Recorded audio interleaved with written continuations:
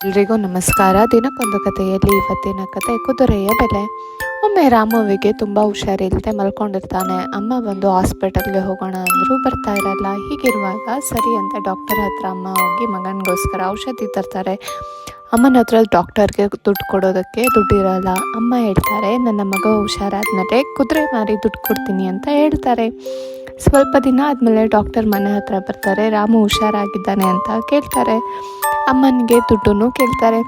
ಸರಿ ಅಂತ ಅಮ್ಮ ಏನು ಮಾಡ್ತಾರೆ, ರಾಮುನ ಡಾಕ್ಟರ್ನ ಇಬ್ಬರೂ ಕುದುರೆ ಮಾಡಲಿಕ್ಕೆ ಅಂತ ಪೇಟೆ ಕಳಿಸ್ತಾರೆ. ರಾಮು ಕುದುರೆ ಜೊತೆ ಒಂದು ಬೆಕ್ಕನ್ನು ತಗೋತಾನೆ.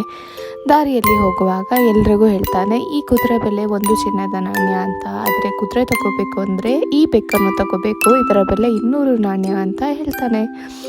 ಯಾರು ತಗೊಳ್ಳೋದೇ ಇಲ್ಲ. ಸ್ವಲ್ಪ ದೂರ ಡಾಕ್ಟರ್ ರಾಮು ಇಬ್ಬರು ಹೋಗ್ತಾ ಇರ್ತಾರೆ. ಆಮೇಲೆ ಒಬ್ಬ ವ್ಯಾಪಾರಿ 201 ನಾಣ್ಯವನ್ನು, ಚಿನ್ನದ ನಾಣ್ಯವನ್ನು ಕೊಟ್ಟು ಬೆಕ್ಕನ್ನು ಮತ್ತು ಕುದುರೆಯನ್ನು 2 ತಗೋತಾನೆ.